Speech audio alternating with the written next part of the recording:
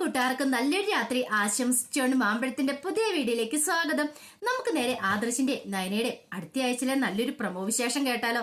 അങ്ങനെ അടുത്ത ആഴ്ച നമ്മൾ കാണാൻ പോകുന്ന അനാമികയുടെ പ്രതീക്ഷകളെല്ലാം തകർന്നു തരിപ്പടം ആകണം. അപ്പൊ അനാമികയുടെ വിചാരം അനന്തപുരി വീട്ടിലേക്ക് ചെന്നിട്ടുണ്ടെങ്കിൽ തന്നെ ഇരു കൈയിൽ നീട്ടി എല്ലാവരും സ്വീകരിച്ച് അങ്ങനെ മഞ്ചത്തിൽ ഇരുത്തു നോക്കിയുള്ളായിരുന്നു. ആ പ്രതീക്ഷകളെല്ലാം കൂടെ അനാമികയുടെ തകർന്നു പോവാണ്.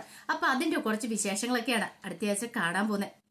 ഇന്നലെ നമ്മൾ കണ്ടു ജലജ ഭയങ്കര സന്തോഷത്തിലാണ്. കാരണം മറ്റൊന്നുമല്ല, അനാമികയും കൂടെ വീട്ടിലേക്ക് വന്നു കഴിഞ്ഞിട്ടുണ്ടെങ്കിൽ അവിടെ ഒരു കൂട്ടത്തൽ ഉറപ്പാ. കാരണം മറ്റു രണ്ട് മരുമക്കൾക്ക് പ്രാധാന്യം കൊടുക്കാതെ അനാമികയ്ക്ക് പ്രാധാന്യം കൊടുത്തു കഴിയുമ്പോ പിന്നെ നവ്യ വെറുതെ ഇരിക്കത്തില്ലെന്ന് ജലജയ്ക്ക് നന്നായിട്ടറിയാം. അവൾ ആരുടെ മുഖത്ത് നോക്കിയിട്ടാണെങ്കിലും കാര്യം വിളിച്ചു പറയും. പിന്നെ നയനയാണ് പിന്നെ ഒതുങ്ങി നിൽക്കുന്ന ആള്. അതുകൊണ്ട് എന്താണെങ്കിലും ഒരു തല്ലുറപ്പായി. ഇപ്പൊ എല്ലാ ദിവസവും വീട്ടിൽ പൂരമായിരിക്കും. ആ ഒരു സന്തോഷത്തിലായിരുന്നു ജലജ. അങ്ങനെ തന്നെ നടക്കണം. ഇത്രയും കാലം എന്തൊക്കെ അഹങ്കാരങ്ങളായിരുന്നു. ഏട്ടത്തിന്ന് പറയുന്നവർക്ക് ജാനകിക്കും ഒക്കെ അഹങ്കാരം അങ്ങോട്ട് തീരാനായിട്ട് അങ്ങോട്ട് പോവാം എന്നൊക്കെ ജലജ വിചാരിക്കുന്നുണ്ട്. പിന്നീട് കല്യാണത്തിനെല്ലാം ശേഷം ഫോട്ടോ എടുപ്പും സദ്യയുണ്ടും എല്ലാം കഴിഞ്ഞതിന് ശേഷം എല്ലാവരും കൂടെ വീട്ടിലേക്ക് പോവാണ്. അങ്ങനെ വീട്ടിലേക്ക് പോകുന്നതിന് മുമ്പ് ആദ്യം തന്നെ ദേവേനയും ജാനകിയൊക്കെയാണ് പോകുന്നത്. കാരണം പോയി വിളക്കെല്ലാം ഒരുക്കി വെച്ച് അനാമിക വന്നു കഴിയുമ്പോൾ സ്വീകരിക്കണമല്ലോ. അങ്ങനെ അവർ പോയി വിളക്കൊക്കെ റെഡിയാക്കുവാണ്. ഈ സമയത്ത് നയനെ അങ്ങോട്ട് അടുപ്പിച്ചിട്ട് പോലില്ല. കാരണം നയനകത്ത് തൊട്ടിട്ടുണ്ടെങ്കിൽ ഒരു പക്ഷേ ഇനിയിപ്പം താലി മുറുക്കാൻ ചെന്നപ്പോൾ പറ്റിയതുപോലെ ഇനിയിപ്പം വിളക്കായി തൊട്ടുണ്ടെങ്കിൽ വിളക്ക് കെട്ടുപോകുന്നവർക്ക് പേടിയുണ്ടായിരുന്നു. അതുകൊണ്ട് നയനെ അതപ്പം നയനോട് പറഞ്ഞു, അതെ ഇനി ഇങ്ങോട്ട് വരണ്ട, ഇതൊക്കെ ഞങ്ങൾ ചെയ്തോളാന്ന് പറയാം. നയനെ പിന്നെ കൂടുതലൊന്നും പറയാൻ പോയില്ല. നയനക്കറിയാം താൻ എങ്ങാനും ചെന്ന് അത്ര തൊട്ടു പോയിട്ടുണ്ടെങ്കിൽ വിളക്കെങ്ങാനും കെട്ടുപോയാൽ പിന്നെ അത് മതി. അടുത്ത പ്രശ്നം അതായിരിക്കും. താൻ എന്തോ മന്ത്രം ചെയ്തിട്ടാ വിളക്ക് കെട്ടുപോയെന്നും പറഞ്ഞുകൊണ്ട് അങ്ങനെ അനാമികയൊക്കെ വീട്ടിലേക്ക് വരികയാണ്. അങ്ങനെ വന്നു കഴിഞ്ഞപ്പോൾ ജാനകി നിലവിളക്കൊക്കെ കൊടുത്ത് കയറ്റുവാണ്. അനാമിക ഭയങ്കര സന്തോഷത്തോടു കൂടിയിട്ട് അകത്തേക്ക് കയറുന്നേ. അനിയുടെ മുഖത്താണെങ്കിലോ ഒരു മരണ വീട്ടിലേക്ക് കയറുന്ന ഒരു ഭാവമായിരുന്നു ഉണ്ടായിരുന്നത്. കാരണം ഒരിക്കലും പ്രതീക്ഷിക്കാത്ത കാര്യങ്ങളെല്ലാം നടന്നേ. അത് മാത്രമല്ല, അനിയുടെ മനസ്സിൽ ഇതുവരെയായിട്ട് നന്ദുവിനെ കണ്ടിട്ടില്ല. കല്യാണം കഴിഞ്ഞിട്ട് ആ സമയത്തും കണ്ടിട്ടില്ല. നന്ദു ഇത് എവിടെ പോയെന്ന് പോലും അറിയത്തില്ല. അപ്പൊ ആ ഒരു ടെൻഷൻ ഉണ്ടായിരുന്നു. ഒരുപക്ഷെ ആദർശേനോടോ നയനേച്ചിയോടോ അതിനെക്കുറിച്ചൊന്ന് ചോദിക്കാം. പക്ഷെ ഈ സമയത്ത് ചോദിച്ചിട്ടുണ്ടെങ്കിൽ എല്ലാവരും മുന്നിൽ വെച്ച് എങ്ങനെയാ ചോദിക്കുന്നേ, ആ ഒരു വീർപ്പുമുട്ടലായിരുന്നു അനിയുടെ മനസ്സിൽ. അങ്ങനെ വീട്ടിലേക്ക് വന്ന് അനാമിക നേരെ പൂജാമുറിയിലേക്ക് എല്ലുവാണ്. പൂജാമുറി കൊണ്ട് വിളക്ക് വെച്ച് കഴിഞ്ഞപ്പോൾ മുത്തശ്ശി പറഞ്ഞു, അതെ പൂജാമുറിയിൽ പ്രാർത്ഥിക്കാൻ പറയണം നല്ലൊരു ജീവിതം കിട്ടാൻ വേണ്ടിയിട്ട്. അങ്ങനെ അനാമിക അവിടെ പ്രാർത്ഥിക്കുകയാണ്. പ്രാർത്ഥനയെല്ലാം കഴിഞ്ഞ് വന്നു കഴിഞ്ഞപ്പം ജാനകി കഴിഞ്ഞ് മോളെ ഡ്രസ്സൊക്കെ പോയി ചേഞ്ച് ചെയ്തിട്ട് വരാൻ പറയണം. അങ്ങനെ അങ്ങോട്ട് പറഞ്ഞു വിടുവാണ് ഡ്രസ്സ് ചേഞ്ച് ചെയ്യാനുള്ളത്. ഈ സമയത്ത് അനിയാണെങ്കിൽ ആദർശനെ തപ്പുക. നോക്കിക്കഴിഞ്ഞപ്പോൾ ആദർശം അവിടെ നിൽക്കുന്നുണ്ട്. നേരെ ആദർശിന്റെ അരിയിലേക്ക് വരുവാണ്. അല്ല ആദർശേട്ടാ, ആ കല്യാണം കഴിഞ്ഞ് കഴിയുമ്പം നിങ്ങളെ രണ്ടുപേരെയും കണ്ടില്ലോ, നിങ്ങൾ എവിടെ പോയതാരും ചോദിക്കുക. ഇത് കേട്ടത് പെട്ടെന്ന് ആദർശം പറഞ്ഞു, അല്ല അത് പിന്നെ ഞങ്ങള് നന്ദുവിനെ കണ്ടില്ലോ എന്ന് പറയണം. നന്ദുവിനൊരു തലകറക്കം, അതുകൊണ്ട് ഞങ്ങൾ ഹോസ്പിറ്റലിൽ വരെ പോയതാന്ന് പറയണം. നന്ദുവിന് തലകറക്കോ? എന്നിട്ടോ? എനിക്ക് ആ പാട്ട് ടെൻഷനായി. ഇപ്പൊ അവൾക്ക് കുഴപ്പമൊന്നുമില്ല. അവളുടെ അച്ഛനും അമ്മയും പോയിട്ടുണ്ട് അങ്ങോട്ടെന്ന് പറയണം. കനകാന്റിയും അവർ രണ്ടുപേരും കൂടെ പോയിട്ടെന്ന് പറയാം. ഇത് കേട്ട് കഴിഞ്ഞപ്പം പെട്ടെന്ന് അനിച്ച് വേറെ കുഴപ്പമൊന്നും അല്ലേ, വേറെ പ്രശ്നമൊന്നും ഇല്ലടാന്ന് പറയണം. പക്ഷെ എനിക്കെന്നാലും എന്തോ ഒരു വിശ്വാസക്കുറവ് പോലെ. പെട്ടെന്ന് ആദർശം ചോദിച്ചു, നിന്റെ മുഖം എന്താ വല്ലായിരിക്കണേ? ഒന്നുമില്ല, കല്യാണം കഴിഞ്ഞു, ഇനിയിപ്പൊ നീ പഴയതിനെ കുറിച്ച് ഒന്നും ചിന്തിക്കണ്ട. കിട്ടിയ ജീവിതം നല്ല രീതിയിൽ തന്നെ മുന്നോട്ട് ജീവിക്കാൻ നോക്കാൻ പറയണം. പിന്നെ പല സംഭവവികാസങ്ങളും നടന്നു, അതിനെക്കുറിച്ചൊന്നും ആലോചിക്ക് പോകാൻ വേണ്ടെന്ന് പറയാം. ഈ സമയം അനി പറഞ്ഞു, ആദർശനെ അറിയാലോ എന്റെ മനസ്സെങ്ങനെയാന്നോ. ഒരു കാരണവശാലും ഈ ബന്ധമായിട്ട് മുന്നോട്ട് പോകുന്ന എനിക്ക് തോന്നുന്നില്ല. അല്ലെങ്കിലും ഞാനും അവളുടെ സ്വഭാവങ്ങൾ തമ്മിൽ വൈരുദ്ധ്യമാണ്. ഞങ്ങൾ രണ്ടുപേരും ഒത്തുപോകുന്ന എനിക്ക് ഒരിക്കലും തോന്നുന്നില്ല എന്ന് പറയാം. പെട്ടെന്ന് ആദർശം പറഞ്ഞു, ഈ സമയത്താണ് നീ ഇങ്ങനെയൊക്കെ പറയണേ, നീ അങ്ങോട്ട് ചെല്ലാൻ പറയണം. അങ്ങനെ അനി അങ്ങോട്ട് പോരുവാണ്. ഈ സമയത്ത് അനാമികയ്ക്കാണ് എന്ത് ചെയ്യണം നടത്തില്ല. അനാമിക അനിയെ നോക്കി അങ്ങോട്ട് വന്നു കഴിയുമ്പോഴാണ് അനി ആദർശമായിട്ട് വർത്താനം പറഞ്ഞ് നിൽക്കുന്നതായിട്ട്. പെട്ടെന്ന് അനി അങ്ങോട്ട് വന്നു. അനാമിക ചോദിച്ചു, അല്ല അനി ഇത് എവിടെ പോയതാന്ന് ചോദിക്കുക. ഞാൻ ആദർശേട്ടനെ കണ്ട് വർത്താനം പറയാനായിട്ട്. അനാമിക ഡ്രസ്സ് പോലും മാറിയിട്ടില്ല, ആ വന്ന ഡ്രസ്സിൽ തന്നെ നിൽക്കുന്നത്. പെട്ടെന്ന് അനി ചോദിച്ചു, നീ ഡ്രസ്സ് ചേഞ്ച് ചെയ്യുന്നില്ലേന്ന് ചോദിക്കാം. പെട്ടെന്ന് അനാമിക പറഞ്ഞു, അതെ അനിയുടെ മുഖം എന്താ വല്ലായിരിക്കണം എന്ന് ചോദിക്കും. എന്റെ മുഖത്തിന് എന്താ കുഴപ്പം? എന്റെ മുഖത്തിനൊരു കുഴപ്പമില്ലെന്ന് പറയാം. എനിക്ക് മനസ്സിലായ കാരണം എന്താന്ന്, അവളെ കാണാനിട്ടല്ലേന്ന് ചോദിക്കുക. ഇത് കേട്ടതും പെട്ടെന്ന് അനി പറഞ്ഞു, നീ എന്തൊക്കെയാ പറയണേ? അതെ നന്ദുവിനെ കാണാത്തോണ്ടുള്ള വിഷമമായിരിക്കും. അവള് തല ഇറങ്ങി വീണെന്നറിഞ്ഞു കഴിഞ്ഞപ്പം ഇനിയിപ്പോ ഹോസ്പിറ്റലിലേക്ക് പോകണമെന്നുണ്ടായിരിക്കും. അതായിരിക്കും ഈ മുഖത്ത് ഭാവവ്യത്യാസം അല്ലേന്ന് ചോദിക്കാം. അനാമിയെ നീ അനാവശ്യം പറയില്ല കേട്ടോ എന്ന് പറയണം. പിന്നെ അനാവശ്യം ഞാൻ പറയുന്നതിനാണോ കുഴപ്പം? അനിയുടെ മുഖത്ത് നോക്കി അറിയാം അനിയുടെ ഉള്ളിലെ വിഷമം എന്താന്നുള്ള കാര്യം. അങ്ങനെയാണെങ്കിൽ അങ്ങനെ തന്നെ നീ കൂട്ടിക്കോ, എനിക്ക് നിന്നോട് കൂടുതൽ തർക്കിക്കാനൊന്നും പറ്റില്ല എന്ന് പറയാം. അനാമി പറഞ്ഞു, എനിക്കറിയാം ഇനി എന്താണെങ്കിലും അനി അനി നന്ദുവിനെ കുറിച്ച് വന്നിട്ട് ഒരു കാര്യമില്ല. കാരണം നമ്മൾ രണ്ടുപേരും തമ്മിൽ വിവാഹം കഴിഞ്ഞു. ഇപ്പം ഞാനാണ് അനിയുടെ ഭാര്യ. ആ ഒരു ചിന്ത നിനക്ക് വേണമെന്ന് പറയാം. അനി പറഞ്ഞു, ആ ഒരു ഓർമ്മ നിനക്കും വേണം. നിന്റെ ഭർത്താവാണ് ഞാനെന്നുള്ള ചിന്ത അതുണ്ടായ നന്നായെന്ന് പറഞ്ഞിട്ട് അനി അങ്ങോട്ട് പോവാണ്. അനാമികയ്ക്ക് എന്ത് ചെയ്യണമെന്ന് അറിയത്തില്ല. ആകെപ്പാടെ ഭ്രാന്ത് പിടിച്ചൊരവസ്ഥയിലായി. അപ്പോഴാണ് മുത്തശ്ശി അങ്ങോട്ട് വരുന്നത്. മുത്തശ്ശി വന്നിട്ട് ആഹാ മോൾ ഇവിടെ നിൽക്കുവാണോ എന്ന് ചോദിക്കുവാണ്. പിന്നീട് ജാനിയും കൂടെ അങ്ങോട്ട് വരുന്നുണ്ട്. ജാനിക്ക് വന്നിട്ട് ഒരു കാര്യം ചെയ്യാം, മോൾ ആഭരണമൊക്കെ അങ്ങോട്ട് ഊരി തന്നേക്കാൻ പറയാം. കാരണം ആഭരണമൊക്കെ ഒരു മുറി വെക്കേണ്ട കാര്യമില്ലോ. ഈ സമയം മുത്തശ്ശി പറഞ്ഞു, അത് ശരിയാ മോളെ, ആഭരണമൊക്കെ അങ്ങോട്ട് ഊരി കൊടുത്തേരെ, അതൊക്കെ അവിടെ സൂക്ഷിച്ചു വെച്ചോളൂ എന്ന് പറയാം. ജാനിക്ക് എടുത്ത് സൂക്ഷിച്ചു വെച്ചിട്ട് ഊരി കൊടുത്തേക്കാൻ പറയാം. എന്ത് ചെയ്യണമെന്ന് അറിയത്തില്ലാത്തൊരവസ്ഥ. കാരണം ഊരി കൊടുത്തിട്ടുണ്ടെങ്കിൽ ഇനിയിപ്പോൾ എന്താ, ഇനി അച്ഛന് കൊടുക്കാന്ന് വാക്ക് പറഞ്ഞേക്കുക. ഇനിയിപ്പം ജാനകിയമ്മയുടെ കൊടുത്തിട്ടുണ്ടെങ്കിൽ പിന്നെ അതെങ്ങനെ തിരിച്ചു വാങ്ങുന്നേ? പെട്ടെന്ന് ദേവേനെ എന്നിട്ട് പറഞ്ഞു, അല്ല ഇപ്പോഴത് മൊത്തം വാങ്ങിച്ചു വെക്കേണ്ട കാര്യമുണ്ടോ? അത്യാവശ്യം വിരുന്നിനൊക്കെ പോകുമ്പോൾ കുറച്ച് ആഭരണങ്ങളൊക്കെ വേണമല്ലോ എന്ന് പറയാം. അത്യാവശ്യമുള്ള എടുത്തിട്ട് ബാക്കി അങ്ങോട്ട് കൊടുത്താൽ മതി എന്ന് പറയാം. ഇത് കേട്ട മുത്തശ്ശി പറഞ്ഞു, ആ അത് ശരിയാ, ഇനിയിപ്പോൾ വീട്ടിലേക്ക് പോകുമ്പോൾ കുറച്ച് ആഭരണങ്ങളൊക്കെ ഇട്ടുകൊണ്ട് പോകണമല്ലോ, അതുകൊണ്ട് കുറച്ചെടുത്തിട്ട് ബാക്കി അങ്ങോട്ട് കൊടുത്താൽ മതി എന്ന് പറയാണ്. ഈ സമയത്താണ് നയനെ അങ്ങോട്ട് വരുന്നത്.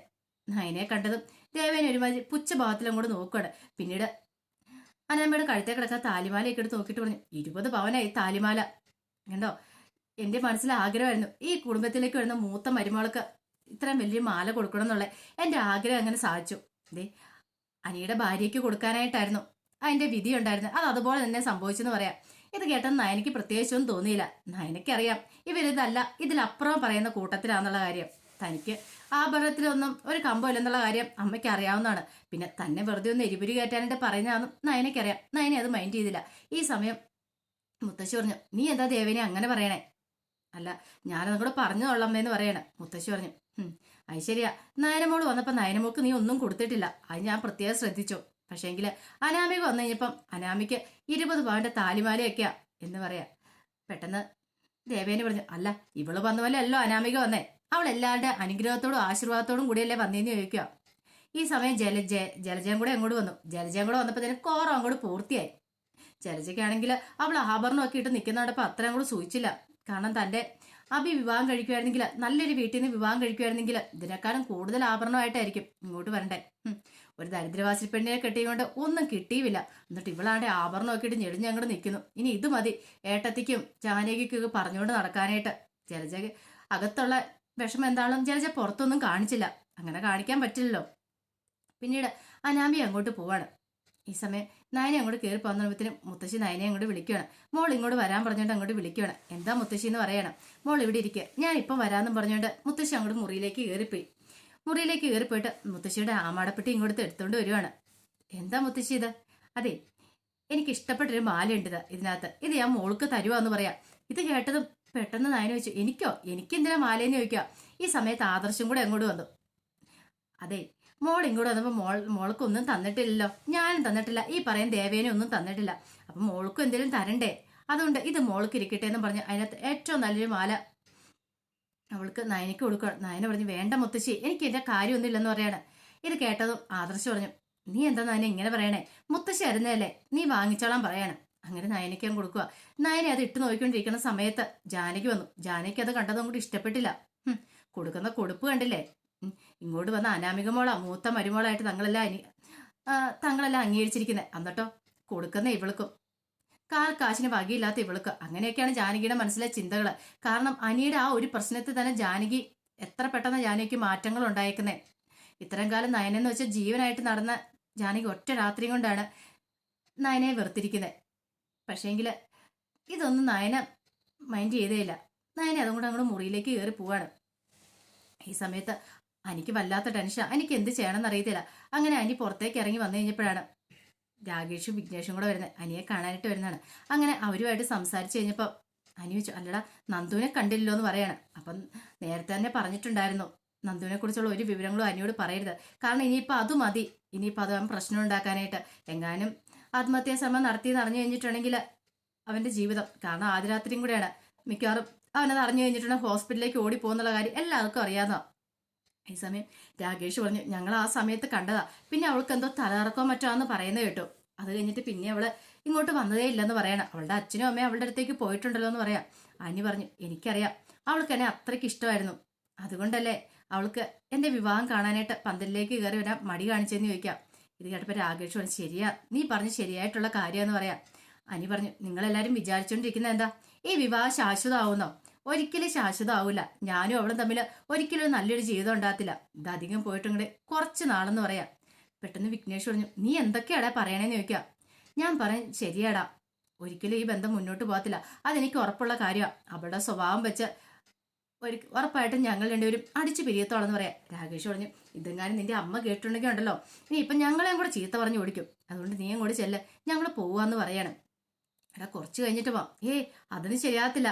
അതെ, നീ വിളിച്ചോണ്ട് മാത്രം ഞങ്ങൾ ഇങ്ങോട്ട് വന്നാന്ന് പറഞ്ഞിട്ട് അവന്മാരങ്ങോട്ട് പോവാണ്.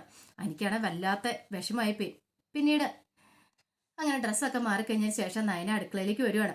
അടുക്കളയിലേക്ക് വരുമ്പോൾ ജാനകി അവിടെ നിൽക്കുന്നുണ്ടായിരുന്നു. ജാനകി പാല് തിളപ്പിക്കാനായിട്ട് വന്ന ഇന്നവരുടെ ആദ്യരാത്രി കാര്യങ്ങളൊക്കെ ആണല്ലോ. അപ്പൊ പാലൊക്കെ തിളപ്പിക്കണം, അതിന് വേണ്ടുന്ന കാര്യങ്ങളൊക്കെ നടത്തണം, അതിനു വേണ്ടി വന്നാണ്. ഈ സമയം നയനെ അങ്ങോട്ട് വന്നു. നയനെ കണ്ടും ജാനകി പാലിന്റെ കാര്യം പറയാണ്. ഇത് കേട്ടത് നയന പറഞ്ഞു, അതെ, അതൊക്കെ ഇളയമ തന്നെ അങ്ങോട്ട് ചെയ്താൽ മതി, എന്നെ ഒന്നും ഏൽപ്പിക്കണ്ട ഇളയമേ. കാരണം ഇനിയിപ്പൊ ഞാൻ എന്തായാലും പാല് തിളപ്പിച്ചു കൊടുത്തിട്ട് എന്തെങ്കിലും പ്രശ്നം വന്നിട്ടുണ്ടെങ്കിൽ നാളെ എനിക്ക് കുറ്റം എടുക്കാൻ പറ്റില്ല എന്ന് പറയണം. ഇത് കേട്ട ജാനകി പറഞ്ഞു, ഓഹോ, അപ്പൊ നീ അങ്ങോട്ട് എല്ലാ കാര്യത്തിലും ഇനിയിപ്പോ എങ്ങനെയായിരിക്കും അല്ലേന്ന് ചോദിക്കണം. പെട്ടെന്ന് നയന പറഞ്ഞു, ചില കാര്യങ്ങൾ നമ്മൾ തീരുമാനം എടുക്കേണ്ട കാര്യങ്ങൾ നമുക്കൊരു തീരുമാനം വേണ്ടേ, എല്ലാ കാര്യത്തിലും നമ്മളങ്ങോട്ട് വിട്ടുകൊടുത്തിട്ട് കാര്യമില്ലോ ഇളയമ്മേ എന്ന് പറയാ. ജാനകിക്ക് മനസ്സിലായി ഇവള് മനഃപൂർവ്വമാണ്. കാരണം ഇത്രയും സമയം കുറ്റപ്പെടുത്തി. കാരണം ഇനിയിപ്പം നയനക്കൊന്നും നോക്കേണ്ട കാര്യമില്ല. കാരണം അനാമ്മയുടെ അനിയുടെ കല്യാണം കഴിഞ്ഞു. ഇനിയിപ്പോ പ്രശ്നമില്ലോ. ഇനിയിപ്പോ ഇതിന്റെ പേരും പറഞ്ഞുകൊണ്ട് തന്നെ ആരും കുറ്റപ്പെടുത്താനും വരുന്നില്ല. അത് മാത്രമല്ല, നയനയുടെ ഉള്ളിൽ കിടന്ന് നന്ദുവിന്റെ മുഖമായിരുന്നു. കാരണം ജാനകി ഒറ്റൊരുത്തി കാരണമാണ് അവസാന നിമിഷത്തിനാളും നന്ദുവിനെ അനിയങ്ങളും ഒന്നിപ്പിക്കാനുള്ള ഒരു തീരുമാനം ആദർശനുണ്ടായിരുന്നു. ജാനകി ആത്മഹത്യ ചെയ്യുമെന്ന് പറഞ്ഞുകൊണ്ട് മാത്രമാണ് ആ ബന്ധം വേണ്ടെന്ന് വെച്ചാൽ. അതുകൊണ്ടാണ് തന്റെ നന്ദു ഇപ്പോഴും ഹോസ്പിറ്റലിൽ കിടക്കുന്ന ഒരു ചിന്തയും കൂടെ ഉണ്ടായിരുന്നു. പിന്നീട് ജാനകിയുടെ പരുഷമായിട്ട് പറഞ്ഞിട്ട് നയനെ അങ്ങോട്ട് കയറി പോവാണ്. ഈ സമയത്ത് ആദർശിന്റെ അടുത്തേക്ക് അനി വരുവാണ്. അപ്പൊ ആദർശ് ചോദിച്ചു, നീ എന്താടാ അനാമയുടെ അടുത്തേക്ക് പോകാതെ ഇങ്ങോട്ട് വന്നിരിക്കുന്നേ? ഒന്നുമില്ല ആദർശേട്ടാ, എനിക്ക് അവിടെ ഇരുന്നിട്ട് സുഖം വരുന്നില്ല എന്ന് പറയണം. ദേ, കല്യാണം കഴിഞ്ഞിട്ട് ആദ്യ ദിവസം നീ ആ മുറിയിലേക്ക് ചെല്ലാൻ പറയണം. അതൊന്നും കുഴപ്പമില്ല. ദേ, ഞാൻ ഇവിടെ ഇരുന്നോളാന്ന് പറയണേ. അതൊന്നും പറഞ്ഞിട്ട് കാര്യമില്ല. ഇനി ദേ, എന്നോട് അച്ഛൻ പറഞ്ഞിരിക്കുന്നത് എന്താ പറയാ, നിന്നെ ഒന്ന് ഉപദേശിച്ച് നേരെയാക്കണമെന്നാ പറഞ്ഞിരിക്കുന്നത്. എന്ത് ഉപദേശിച്ച് നേരെയാക്കാനാ ആദർശാണ് അറിയാൻ മേലെ എന്റെ മനസ്സ്. ഞാൻ എത്രമാത്രം നന്ദുവിനെ ഇഷ്ടപ്പെടുന്നുണ്ടെന്ന് ഈ വീട്ടിൽ എനിക്ക് തുറന്നു പറയാൻ പറ്റുന്ന ഒരേ ഒരാൾ ഇപ്പൊ ആദർശേണ്ടും നയനടുത്തി മാത്രം. മറ്റാരോടും എനിക്ക് എന്റെ വിഷമങ്ങൾ പറയാൻ പോലും പറ്റില്ല എന്ന് പറയാം. ഇനി ഒരു കാര്യം ചെയ്യാം, ഇനിയിപ്പോൾ അതിനെക്കുറിച്ചൊന്നും ചിന്തിക്കാതെ മുറിയിലേക്ക് പോകാൻ പറയണം. അങ്ങനെ അനിയെ മുറിയിലേക്ക് വിടുവാണ്. ഈ സമയത്ത് ജാനകി ഒരു ഗ്ലാസ് പാലൊക്കെ തിളപ്പിച്ചുകൊണ്ട് വരിക. പിന്നീട് അനാമികനെ വിളിച്ചിട്ട് പറഞ്ഞു, ഇതാ മോളെ പാലെന്ന് പറയണ. അങ്ങനെ പാലും കൊണ്ട് അനാമയും മുറിയിലേക്ക് കയറി ചെല്ലുവാണ്. ഈ സമയത്ത് അനിക്കാണെങ്കിൽ എന്ത് ചെയ്യണമെന്ന് അറിയത്തില്ല. വല്ലാത്ത ദേഷ്യമാണോ സങ്കടമാണോ വല്ലാത്തൊരു വീർപ്പുമുട്ടലാണ് അനുഭവപ്പെടുന്നത്. അനാമികയാണെങ്കിൽ ഭയങ്കര പ്രതീക്ഷയില്ല. ആദ്യരാത്രിയും കൂടെ ആണല്ലോ, അതിന്റെ ഒരു പ്രതീക്ഷകളിലായിരുന്നു നിന്ന്. ഈ സമയം ദേവയാനിയുടെ അടുത്തേക്ക് ജയം വന്നു. അപ്പൊ ദേവയാനി പറഞ്ഞു, എന്തൊക്കെ ചെയ്യുന്ന പറഞ്ഞിട്ട് കാര്യമില്ല, അവളുടെ മുഖം എതിരായിട്ടും തെളിഞ്ഞിട്ടില്ലെന്ന് പറയാ. ആരുടെ കാര്യം നീ പറയണേ? ആ നയനയുടെ. അതിന് നീ അവൾക്ക് വേണ്ടി എന്തെങ്കിലും ചെയ്തോ ദേവേനെ എന്ന് ചോദിക്കാം. ഇത് കേട്ടപ്പോ ദേവേനോട്, ഇനി അവൾക്ക് വേണ്ടി ഞാൻ എന്ത് ചെയ്യാനാ? അതെ, ഒരു കാര്യം ഞാൻ പറഞ്ഞേക്കാം, പുതിയ മരുമോള് വന്നും പറഞ്ഞോണ്ട് അധികം കയറി നീ അവളെ തലയിലെടുത്ത് വെക്കേണ്ട കാര്യമില്ല, അറിയാലോ. എന്തൊക്കെയാന്ന് പറഞ്ഞാലും നിന്റെ മരുമോള് നയന തന്നെയാ, അത് കണ്ടു വേണം നീ നിൽക്കാനെന്ന് പറയാ. പെട്ടെന്ന് ദേവേനെ പറഞ്ഞു, അതിന് അവളെ ആരാ മരുമോളായിട്ട് അംഗീകരിച്ചിരിക്കുന്നത്? ഞാൻ അവളെ അംഗീകരിച്ചിട്ട് പോലും ഇല്ലെന്ന് പറയാം. ഈ സമയം ജയൻ പറഞ്ഞു, അതൊക്കെ ഇപ്പൊ നീ പറയും ദേവേനെ, നിനക്കൊരു വീഴ്ച പറ്റിയിട്ടുണ്ടെങ്കിൽ നിന്നെ നോക്കാനായിട്ട് ആരാ ഉണ്ടായിരിക്കുന്നത് നമുക്ക് കണ്ടറിയാന്ന് പറയാം. ഈ സമയം ദേവേനെ പറഞ്ഞു, പിന്നെ അവൾ എന്നെ നോക്കിയത് തന്നെ, അല്ലെങ്കിൽ എനിക്ക് അവൾ എന്നെ നോക്കേണ്ട കാര്യമൊന്നും ഇല്ലെന്ന് പറയാം. ജയൻ പെട്ടെന്ന് പറഞ്ഞു, അതല്ലേലും അങ്ങനെയല്ലേ ഉള്ളൂ, എത്ര പറഞ്ഞാലും നിന്നോട് പറഞ്ഞിട്ട് കാര്യമില്ല. പട്ടിയുടെ പാല് 12 കൊല്ലം കുഴലിട്ടാലും നിവരില്ല എന്ന് പറഞ്ഞല്ലേ നിന്റെ അവസ്ഥ. ഞാൻ പറയുന്ന വെറുതെ എന്റെ വായിക്കാത്ത വെള്ളം പറ്റുന്നല്ലാതെ ഒരു പ്രയോജനം ഉണ്ടാവില്ലെന്ന് എനിക്കറിയാന്ന് പറയാണ് എന്നും പറഞ്ഞിട്ട് ജയൻ അങ്ങോട്ട് പോവാം. ദേവേനിക്ക് അതോടെ കേട്ടപ്പോഴത്തേന് നല്ല ദേഷ്യം അങ്ങോട്ട് വന്നു. പിന്നീട് അനാമികയുടെ അനിയുടെ ആദ്യരാത്രിയാണ്. അങ്ങനെ പാലൊക്കെ കൊണ്ടുവച്ചിട്ട് അനാമിക കുടിച്ചിട്ട് പറഞ്ഞു, അനാമിക എടുത്തിട്ട് പറഞ്ഞു, ദേനി പാലെന്ന് പറയണം. അപ്പൊ അനി പറഞ്ഞു, വേണ്ട നീ കുടിച്ചോളം പറയണം. അതെന്താ അങ്ങനെ പറഞ്ഞേ? എനിക്കെന്തോ പാല് വേണ്ടാന്ന് പറയണം, എനിക്ക് അങ്ങനെ പാല് കുടിക്കുന്ന ശീലമൊന്നുമില്ല. പെട്ടെന്ന് അനാമിക പറഞ്ഞു, ഇത് നമ്മുടെ ആദ്യരാത്രിയാന്ന് പറയണം. അതൊന്നും ഞാൻ പറഞ്ഞല്ലോ അനാമിക, എനിക്കിപ്പോ ഇതൊന്നും ഉൾക്കൊള്ളാൻ കഴിയുന്ന കാര്യമല്ല. ഇപ്പൊ കല്യാണം തന്നെ വേണ്ടെന്ന് വെച്ചോണ്ടിരുന്ന ആളാ ഞാൻ. പിന്നെ എല്ലാരും കൂടെ നിർബന്ധിച്ചോണ്ട് മാത്രം, അതുകൊണ്ട് കൂടുതൽ എന്നിൽ നിന്ന് നീ ഒന്ന് പ്രതീക്ഷിക്കരുതെന്ന് പറയാണ്. എനിക്ക് നല്ല ഉറക്കം വരുന്നുണ്ട്, കിടക്കണമെന്ന് പറഞ്ഞോണ്ട് അനി അങ്ങോട്ട് പോയി കിടക്കുവാണ്. ഈ സമയത്ത് അനാമികയ്ക്ക് എന്ത് ചെയ്യണമെന്ന് അറിയത്തില്ല. വല്ലാത്തൊരവസ്ഥയായിപ്പോയി. മുഖത്തടിയേറ്റ പോലെയായിപ്പോയി. അനാമിക്ക് പിന്നെ വേറെ നിവൃത്തിയില്ല. അനാമികയും വന്ന് അവിടെ കിടക്കുവാണ്. അമ്മ രണ്ടുപേരും കട്ടിലിന് രണ്ട് സൈഡിലായിട്ട് കിടക്കുവാണ്. കുറേ സമയം അനാമിക അനിയെ നോക്കി. പക്ഷെ അതിന് മൈൻഡ് ചെയ്തേയില്ല. അതിന് മൈൻഡ് ചെയ്ത് കിടക്കുകയാണ്. അനാമിക്ക് മനസ്സിലായി അനിയുടെ മനസ്സിൽ ഇപ്പോഴും നന്ദു തന്നെയാണ്. അല്ലെങ്കിൽ തന്നോടുള്ള ദേഷ്യം മാറിയിട്ടില്ല. ഇങ്ങനെ പോവുകയാണെങ്കിൽ എങ്ങനെ ഇവിടെ ജീവിക്കും, എങ്ങനെ ഇവിടെ പിടിച്ചു വയ്ക്കുമെന്ന് പോലും അറിയത്തില്ല.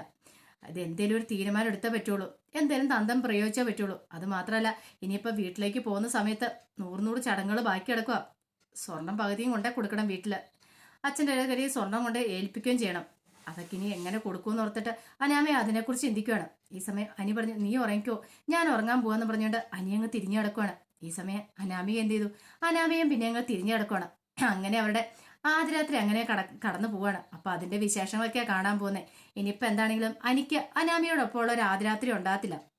കാരണം പിറ്റേ ദിവസം നേരം വെളുത്ത് കഴിയുമ്പോൾ തന്നെ അനി ആ സത്യങ്ങളൊക്കെ അറിയും, നന്ദു ഹോസ്പിറ്റലിലാന്നുള്ള കാര്യം. അതേ സമയം മറച്ചു വെച്ചോണ്ടിരിക്കാൻ പറ്റില്ല ആർക്കും അത്. അങ്ങനെ അറിഞ്ഞ് കഴിയുമ്പോൾ തന്നെ അനിയുടെ സർവ്വ നിയന്ത്രണം വിട്ടുപോകും. കാരണം അനിക്ക് മനസ്സിലാവും നന്ദു തന്നെ എത്രമാത്രം സ്നേഹിച്ചുകൊണ്ടാണ് ഇങ്ങനൊരു കാര്യം ചെയ്തതെന്നൊക്കെ. പിന്നീട് അനിക്ക് നന്ദുവിനോടൊപ്പം അല്ലാതെ അനാമിയോടൊപ്പം ഒരു ആദ്യരാത്രി ആഘോഷിക്കാനൊന്നും പറ്റത്തൊന്നുമില്ല. അപ്പൊ അതിന്റെ വിശേഷങ്ങളാണ് കാണാൻ പോകുന്നത്. ഇനിയിപ്പോൾ നമ്മൾ കാണാൻ പോകുന്നത് അനാമികനെ പൊളിച്ചെടുക്കാൻ പോവാണ് നയനെ നവ്യ എല്ലാവരും കൂടി കൂട്ട്. കാരണം ഇത്രയും കാലത്തെ പോലെ ആയിരിക്കില്ല ഇനി അവരുടെ പെരുമാറ്റം. കാരണം ഇങ്ങോട്ട് തിരിച്ചടിച്ചാൽ ഇനി തിരിച്ചടിക്കുന്ന ഒരു സ്വഭാവത്തിലേക്ക് നയന വരാൻ പോവാണ്. അപ്പൊ ദേവയാനിയുടെ പ്രതീക്ഷകളെല്ലാം തെറ്റാൻ പോവാ. ദേവയാനി ജാനകിക്ക് ഒരു പാഠം പഠിക്കാൻ പോവാ.